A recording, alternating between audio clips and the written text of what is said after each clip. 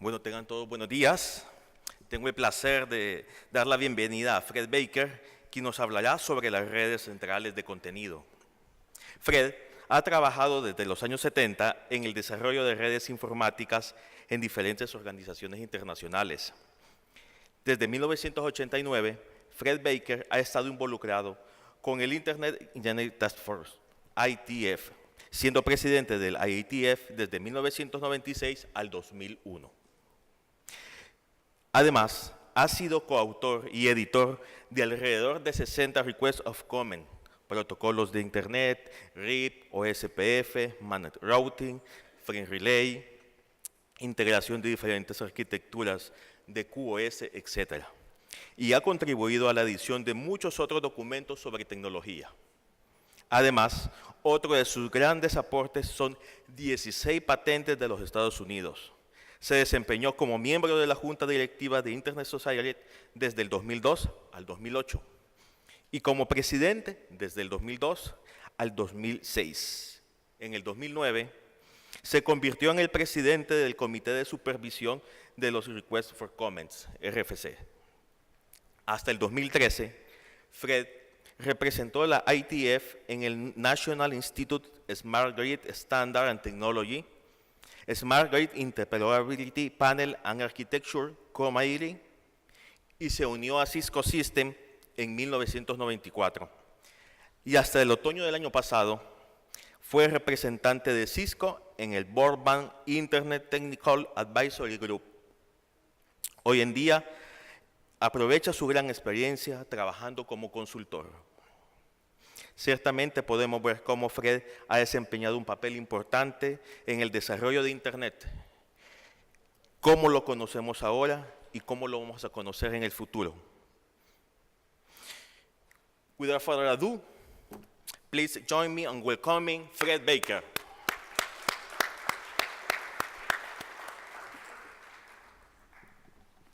So thank you. Now, I need to tell you that my Spanish is somewhere between terrible and non-existent. So I'm going to have to address you in English, and I apologize for that. Let's see here. Can I see the slides down here?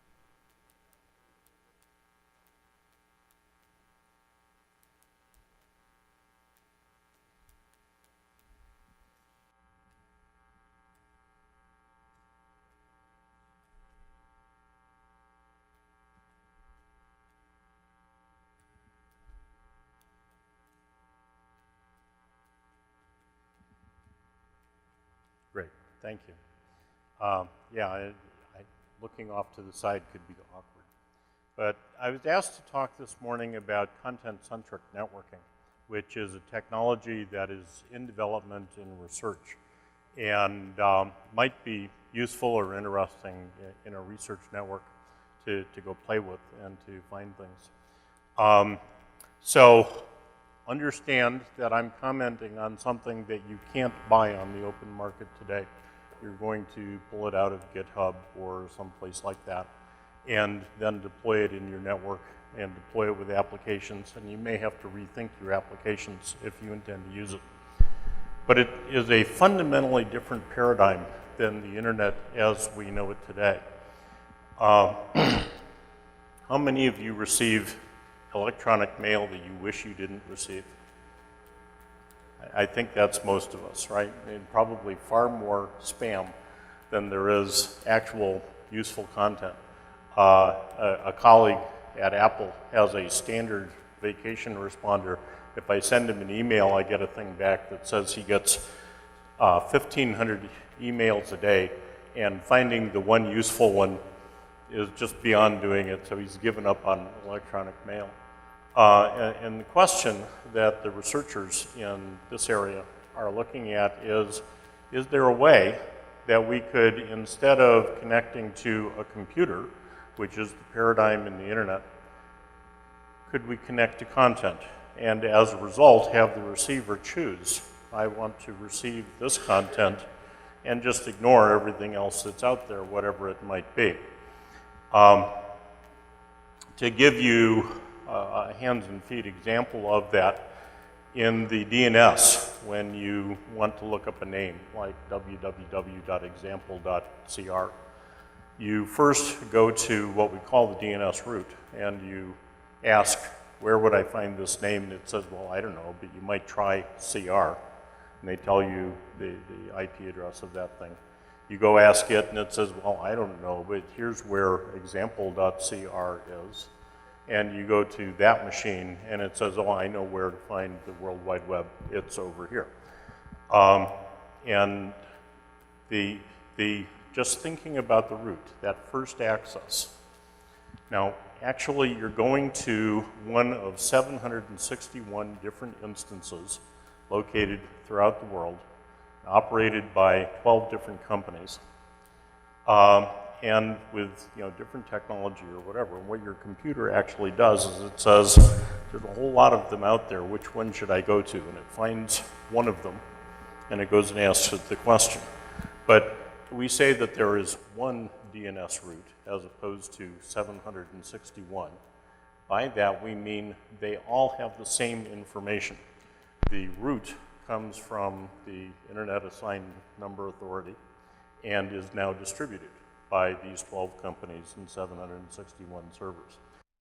The question that content-centric networking might ask is thinking about which of 761 servers should I go to, says, could I connect to that information and be able now to extract from it what I need in order to go to the next thing. Not worry about the details of where the server is located or what its address might be, but just, can I please connect to that information? Now, there's a number of different projects that are being worked on in the area. The name Content-Centric Networking is actually the name of Van Jacobson's work at Palo Alto Research Center Park. Lisha Zhang at UCLA has a related project. It works on the same paradigm called Name Data Networking. There's a number of European projects, and they collectively are called Information-Centric Networking. And specifically among those, Giovanna Carfiglio, who actually came up with most of the slides I'm going to show you today, has been working in industry in various labs and working on the development of this technology. And there's a variety of others.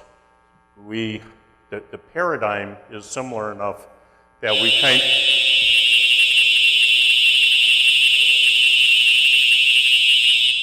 well, that's exciting.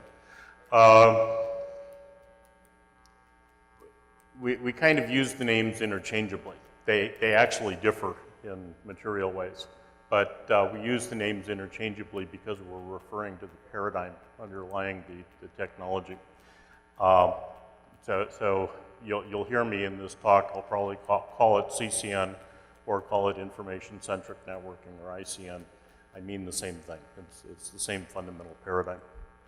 Now, the question that we'll be looking at today, we'll see some of, so how does it work, what do you do with it? But the big question is kind of what might a researcher do with that? How might it be used in some application? And how might we be able to move forward with this? Now, in a nutshell, what CCN does, by comparison to today's internet, I connect to a machine. In the DNS route, I have, 13 different addresses, which are actually in use in an Anycast technology by 761 servers.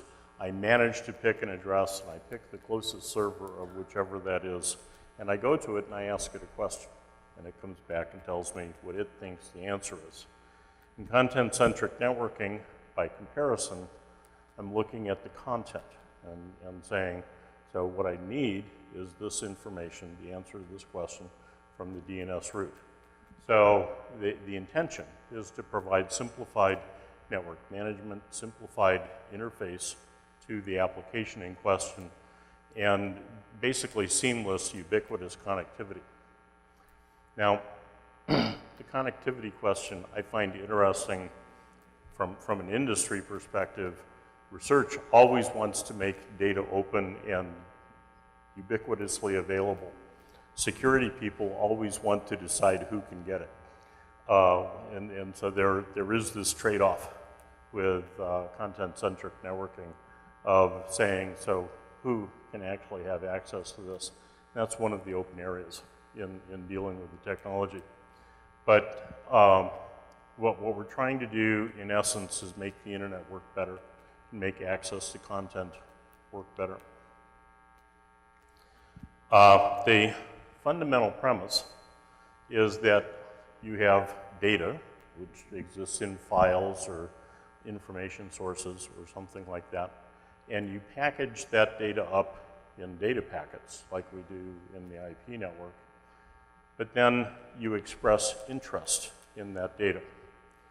So if I compare that to TCP, I might go with HTTP, ask a question, please send me this file, and it starts sending data. And then after the fact, I say, I received this, I received that, I received the other thing. I acknowledge the receipt of the data. With content-centric networking, I do exactly the opposite. I express interest. I say, could I please have the next chunk, the next 4K or the next 8K of a certain name data, and the network sends that to me. And then I say, could I have the next chunk? And maybe I stream interest and get a stream of chunks coming back to me. But it's always upfront, I'm interested in this. If I express interest in something and it doesn't come, I need to express interest again, okay? Which would be sort of a negative acknowledgement from a TCP perspective. So we have two types of packets, what we call data and what we call interest. The interest solicits the data to come to me. Oh, and there's, excuse me, a mention of the names. In the IP world, of course, we talk about IP addresses. In the name data networking world, we talk about the names of the data. And the name might look something like an HTTP URL or a URI, where the example on the slide, I've got Bell Labs ICN talks, and get me the next chunk of this particular talk. So there's a similar structured file system that I'm accessing, if you will, similar to what you might do with HTTP. Now the communication model, as I said, the users generate interest and chunks come toward them. And so there's always a one-to-one correspondence between interest and a data chunk. If I say I want chunk 0, I don't get chunk 1 through 10. I get chunk 0. And I can't actually express interest in chunk 1 through 10. I send 10 different interest packets saying, send me chunk 0, chunk 1, chunk 2, and then I get those. There is deemed to be a permanent repository of the data. Now, in many cases, there is actually in the internet a single repository for the data. Going back to the DNS example, the original data comes from the Internet Assigned Numbers Authority, but there might be several repositories that have copies of it, caches thereof. And that, of course, helps us scale. One of the questions in content-centric networking, name data networking, is how can we replicate this concept of caching and use it to offload servers and to make things work better. So when I say that interested routed toward a content repository doesn't necessarily actually arrive at the repository. If it comes to a system that has the information that I'm looking for, that system can respond directly. So I automatically cache and I automatically offload information from that source. So we're basically talking about reverse path routing, which is interesting from working in computer networks. We're probably all very familiar with equal cost multipath routing or multi-cost multipath routing, where using routing protocols like OSPF or ISIS or BGP, we can say this route works, that route works, this route might be preferred to that. With name data networking, we kind of bypass the entire routing question. What would be a direct path between me and the content repository, and then the data follows that direct path. And so routing becomes distributed and offloaded. Now, how does that actual routing work? It works actually reasonably similarly to the way that IP routing works. We have to distribute using a BGP-like protocol the names or the aggregated names of information, and then that gives us a path toward the repository that information is located at. We're still going to have routing protocols. And as of today, I can't say I know of a routing protocol that has been developed in the research community. But that's one of the active research areas.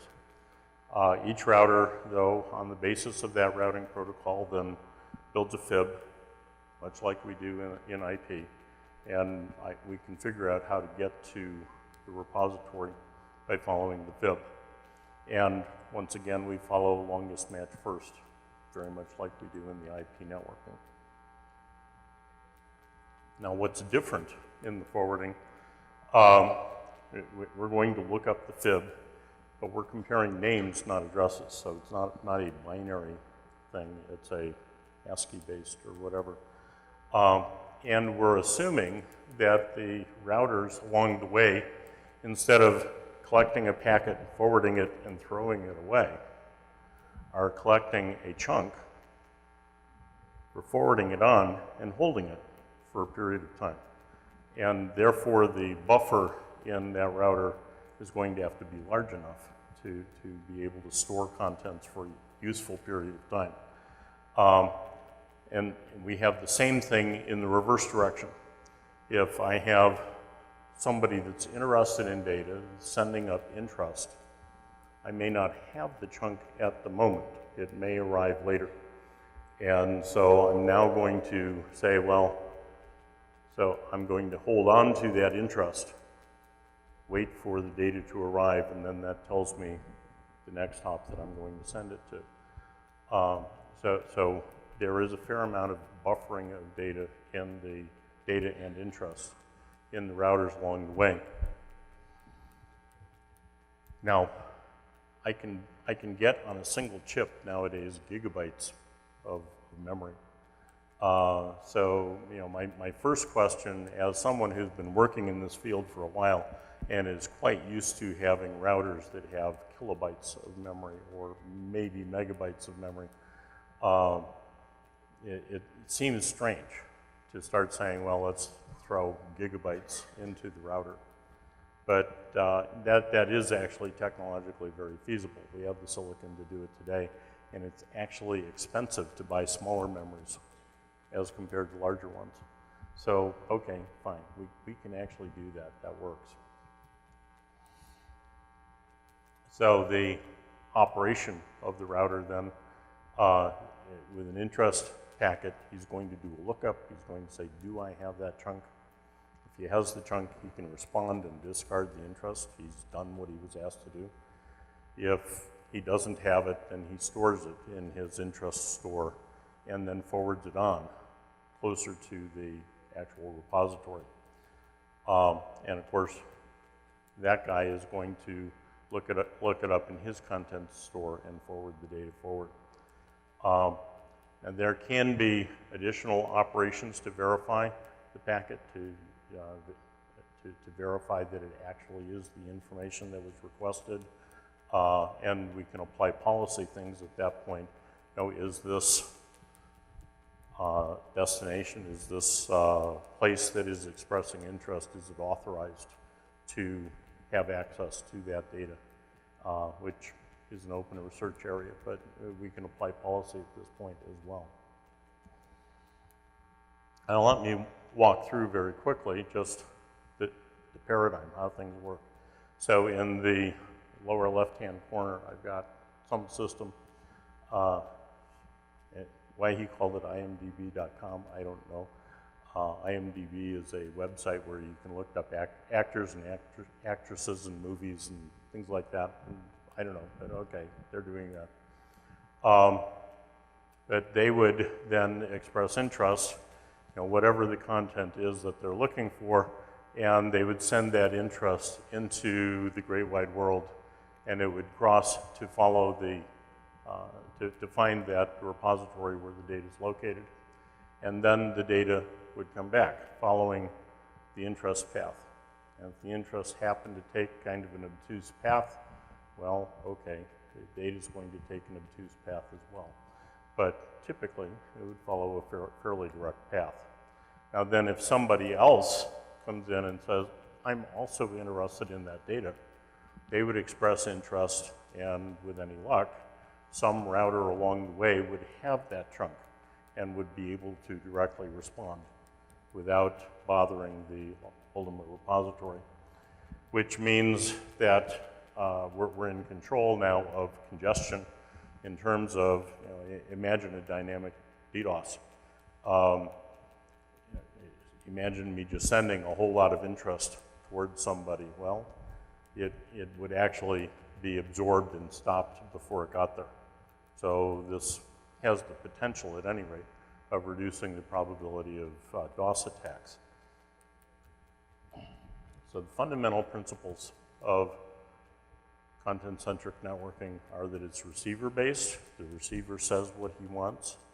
He's able to pace the interest to the rate at which it's actually able to arrive across the network, so he can manage congestion through his expression of interest. And it's natively multipath. I don't have to think hard about multicast. Now, we have a joke in the networking community of if you want to take a simple problem and make it hard, just repeat whatever you just said using the word multicast. And life suddenly becomes very complicated. Well, by definition, this is multicast and multipath. And that just falls out from the definition of the technology, which means that the network becomes in many ways simpler. And it's coupled with in-path caching, which has the intention and the capability to manage congestion and to offload data sources. Now, with that explanation of this is the fundamental technology, this is what we're talking about, let me walk through a couple of examples of how it might be used. The first one is going to be in Internet of Things kind of technology. If I look at the standards that are being developed or are in use for IoT, I'm building primarily on IPv6. Within local networks, it might be Bluetooth or 802.15.4 or whatever, but for wider area things, I'm building on IP version 6, and I'm talking about having communication with somebody in the cloud, some upstream service, and then talking with some number of sensors or actuators or whatever might be in this IoT network. And I'm going to have an enclave, a building or something, that is talking with that service in the cloud. So if I'm looking at Google Nest, I might have several devices within the home or within a small business that are connecting with a Google service. If I'm talking about the smart grid, I might be having thermostats and sensors within a home that are talking with the power utility, and the power utility turns around and does things. I'm generally talking about something within a domain, talking to an upstream service. And we build this directly on existing internet technology. And an important part of that is a gateway. The gateway will take that information, send it further north, and then come back with responses as needed. There's another paradigm that does something fairly similar to this, in which we use MQTT, which is the M stands for, or the Q stands for queuing. It's not really queues, but we have messages, and we name the messages. And this now is publish subscribe. So when the service comes up, the cloud upstream will tell the MQTT gateway, I am a service, and I am going to give you messages that have some identifier. And that identifier might mean this is a command that I want to send to all of the light bulbs on the second floor. Or this is a telemetry piece of information that relates to some source of data within some network. And then the downstream devices will subscribe to that. They'll say, you know, should you ever get a message that is going to the light bulbs on the second floor, I'm a light bulb and I'm on the second floor, so please send it to me. And the MQTT gateway will then do one of two things. It maintains an open TCP connection so that data coming to it from the source can be immediately sent to those who have subscribed to it. Or if I'm talking about sleeping nodes, there's a variation on MQTT where the node periodically wakes up, maybe 10 times a second or something, and it says, hi, I'm awake, and I'm that system over there that asked for this information. And the gateway now says, fine, I have 3 pieces of information queued up for you, here they are, and then after that information has arrived, the node can go back to sleep, thereby saving power. One of the advantages of this kind of an approach is that the device is now saying what it's interested in, and by implication, what it's not interested in. If the message has an identifier that I haven't subscribed to, I shouldn't receive it. So this is a paradigm that we're working with fairly commonly for IoT types of devices. Now, doing the same thing in an ICN model, what we have is the cloud upstream, which is going to say that it's a data repository and has information of some name. So it's sending, if you will, commands to the light bulbs on the second floor. And it's interested in information with some other name and will therefore subscribe to that information as well and express interest for it. So you can think of the device upstream as a router which is advertising an aggregated class of names and maybe sub-aggregates of that.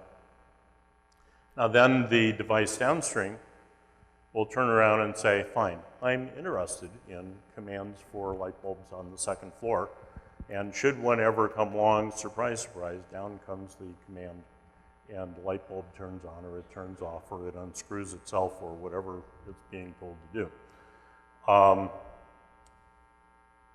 There is a security problem here in the sense that any machine could generate those named messages, but presumably we have controls in the packet so that we can identify a legitimate sender and a legitimate receiver of the data. So in operation, this actually works pretty similarly to things that we're familiar with, but the mechanics are different. The security model is different. The provenance of the data can be very different. Let me give you another example. And this one I got from Li Shizhang at UCLA. And think about a hospital and how we manage patient information. In the bed, I might have some kind of a sensor that will tell me the temperature of the patient and record its heartbeat and be able to say, okay, it's beating at a certain rate or it stopped beating or whatever is happening there, and might have other information about the patient. In today's hospitals, what we will do is we will give that device an IP address, and it will communicate now to the nursing station that is nearby or to data storage somewhere else and say, okay, this is the status of the patient. But now let me ask you a question. Do I really care about, and the address, of course, tells me what room the bed is in. Do I really care what room the bed is in? Is that important? What if the bed were moved around and the patient moved to an operating theater or taken to a recovery area or somewhere else, and we wanted to continue monitoring the patient? I actually don't care what room the patient is in from that perspective. I don't care about the topology of the network. That's not important. What's important is it's that patient. And I'm able to monitor the heart rate or the temperature, whatever information is being looked at there, and do that in a useful way. I also might care from a confidentiality perspective that the right people get the information. The nurse at the nursing station is going to be interested in the patient from are they still alive? Are they getting hungry? What's going on with my patient? The surgeon might care about certain aspects of the condition of the patient and be able to say, I care what their heart rate is or something like that. Other doctors in the hospital might care about other things. And so they might be interested in saying, I want information about the patient, but I want information from a certain sensor. And I want to be able to control certain things about the patient, but not be bothered with other things. So that gets tied up now in the names of the data that are associated with the patient. But this gives me now a fairly strong paradigm, not only for managing the information and being able to follow the patient around the hospital, but also managing the privacy and the confidentiality of the data about the patient. So what ICN would say is, fine, let's use naming in order to accomplish all those things. Now, I had an interesting interview a few weeks ago. I was talking about IPv6, and I had published a paper, the Internet Society published a paper which I wrote for them. And so now there's a journalist that wants to go write an article. And he said, okay, I read your paper. I understand that you're a proponent of this technology. And great, got all this stuff. Tell me what's wrong. Tell me how it breaks. And what he was really interested in was, I know you think it's wonderful. Tell me why it might not be. So let me do the same now with content-centric networking. What's hard? What is interesting? What is difficult? Predicting names. If I have content that is being developed somewhere across the network, I need to be able to know what names I might access it using. If I don't know the name, I won't be able to get it, and the person who's producing it is kind of wasting his time. So I'm going to need to have access to the names. And when I think in terms of interdomain routing, if I look at the internet today, just BGP announcements going between routers can be quite voluminous. I send a lot of data between them. If I'm now sending not just an IP prefix, but a name string, and I'm going to have to parse the ASCII or whatever, obviously this can be a fairly large amount of data. So scalability in interdomain routing can be an interesting problem. And there's this question of sending data when I want to send it. So now, if I am at the Chilean radio telescope, I want to send data to the Netherlands or to Norway in order to be processed. It comes through your networks and it goes wherever it's going to go. I do that because I'm a sensor located on the telescope, and the time has come to send the data. I'm getting noise from the stars and turning it into measurements, and I decide the time has come to send the data. In an ICN world, I don't send that across the network. What I do is I put it into the data that I have in the first cache, in my own cache. And I'm going to wait now for an interest from the other end to come and say, I actually care about that data. And that data might be moving at gigabits per second or tens of gigabits per second.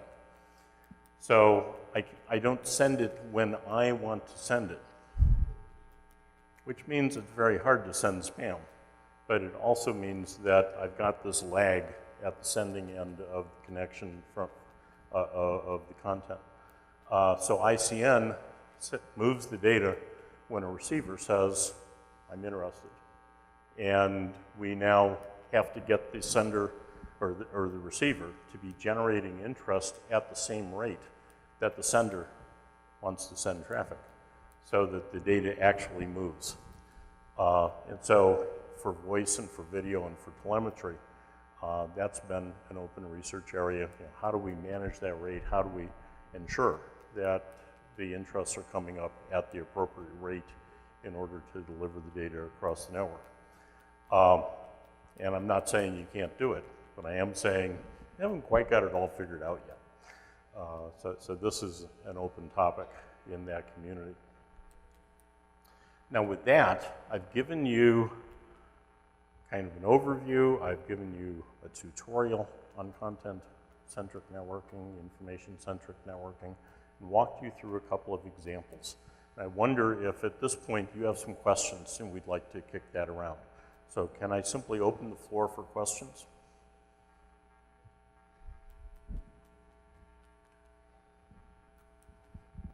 So I see a couple down here. Now, have you got a...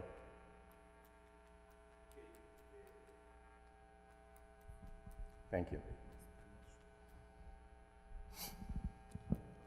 Ok. Si hay preguntas en español, Fred también tiene el traductor, o en inglés. So,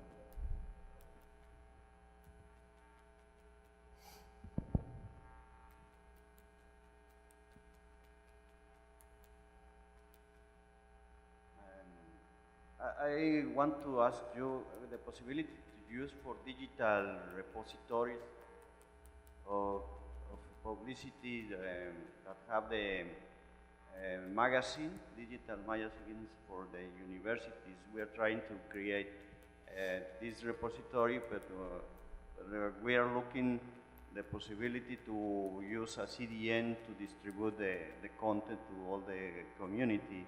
Do you think this will be more feasible than other traditional solutions? well, it's different. As to more feasible, I don't know. With your magazine, I can think of that as a collection of articles, a collection of files. If I'm doing that using HTTP, I'm going to have a collection of URLs. And I'm going to have pages that act as a table of contents. And please go get me this one and that one and the other. I'm going to have a similar concept in content-centric networking that gives me now, okay, so there's this content over here. This is the name of the first chunk. And this is how many chunks there are, and allowing me then to predict the names. And I'm going to turn around now and ask for that content to come toward me. The total information flow is probably about the same. However, it may be that when you put an article up, people start asking for it fairly quickly. And so instead of your original repository having to respond with each file individually, it gets cached in the network, and the network can offload then the repository upstream. So it can help now with information distribution and with congestion in the network. I don't know that it's automatically better or worse. It's different. So you had a question. Yes, hello. My question was that how do you solve the problem of authorization to access the data? And the second is about how will be work the indexing of this data in this kind of infrastructure. So your first question had to do with how do you access the data? How do you find it? Authorization and authentication to access. Well, that was something that I started out with, saying the researchers tend to think information should be free and should go everywhere, and people who manage security tend to have the exact opposite view. The model would actually wind up being fairly similar to what we do in IP networks, with the exception that you're going to have boundaries. This information may not leave my network. Or you're going to have information in the data chunk that describes who may access it. Now there's, from a security perspective, there's an interesting question of transitive trust. You know, why do I trust the network to deliver the data only to people that I have authorized? And I would consider that an open question because the researchers aren't looking at it up front, okay? But you know, that is an open question and would have to be addressed. And we all have security models about our information. And obviously in the hospital case that I brought up, that's of paramount importance. I don't let that information go to people that I don't authorize to access it. As far as indexing of the information, I think you similarly wind up with a table of contents. Table of contents is going to be some kind of a file. And so you're going to have a distribution mechanism that gives you, over here you will find these things and here's the information you need to get to them. I think it might be a different kind of table of contents. It might operate more as a routing protocol than as a, like a web page. But it would be similar in the sense that it would give you a verbal description of the content and then the name by which you would access it.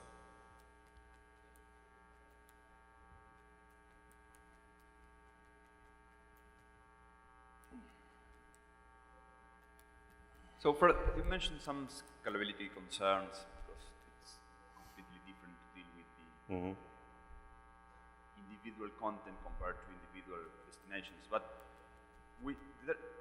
thinking about that, there's an additional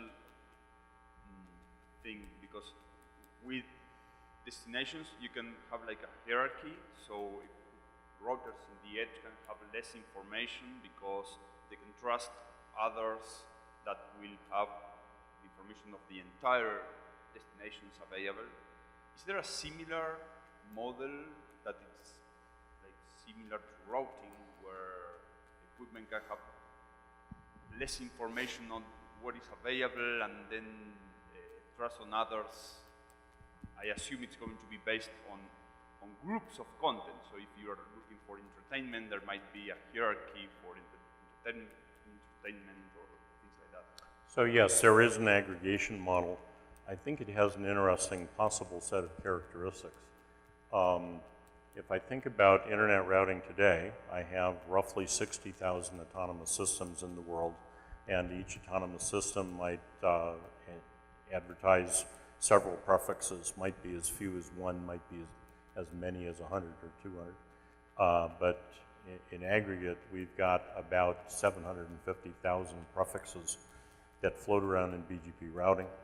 And we have questions now of, okay, between major service providers, I can reasonably talk about 750,000 prefixes wandering around and keeping track of them. But when it comes down to the edge, I find myself using default routes and saying, you know, can I aggregate this? All the information going to Europe, can I have an aggregate for Europe? That kind of a thing. With named data networking, the question I would ask is how many sites do you actually go to? Okay, now to give you a comparison point, I was out of interest doing some research on mail and asking myself how I might identify a mail sender that I want to receive mail from as compared to one that I don't. It turns out with mail, typically somebody originates mail here and it goes through several services, and it winds up at the entry point to my company, goes into my mail system, and gets qualified there. Yes, this is not spam, or whatever it is, and then it comes to me. And so I asked the question, could I identify, looking at the email envelope, the system that is immediately before the first system in my company, and qualify how many there were. I looked at 18 years of email sitting on my laptop and found that of all that mail, the predecessor, the immediate guy before coming into my company, there were about 700 of them. I had 700 business partners of one kind or another that would send me mail, and I actually wanted to receive it. Then I looked at my 30-day junk file, and running the same program, I found that I had some 5,000 immediate predecessors, and there was almost a complete distinct gap. That they were separate groups, okay? So, and which raises the question from a reputation perspective. If I look at just that information, I can very quickly say, this is probably, needs more inspection, or it's probably okay. Well, okay, if I've got the corollary thing, who do you talk to? You probably go to Google, you probably go to Facebook, you talk to your corporate email server, you've got a relatively small set of repositories that you actually regularly communicate with. And the question becomes, could we then have a relatively small set of systems that advertise a name? I'm Bell Labs, I'm Cisco, I'm the Internet Society, I'm whoever I am, and put that information out, have that come down to me, and then as I express interest going toward, let's say, the Internet Society, then I might learn more about the Internet Society. Well, they actually have several repositories within, and so on. So I think the information store, the working set that any particular edge system works with might be quite a bit smaller. And there might not really be the question of needing a default route, because I don't have the aggregate that I have to, or the volume that I need to aggregate. But rather, I would look at the repositories and aggregate based on the repositories. And I might find that there's a lot less of them in the world than I otherwise deal with.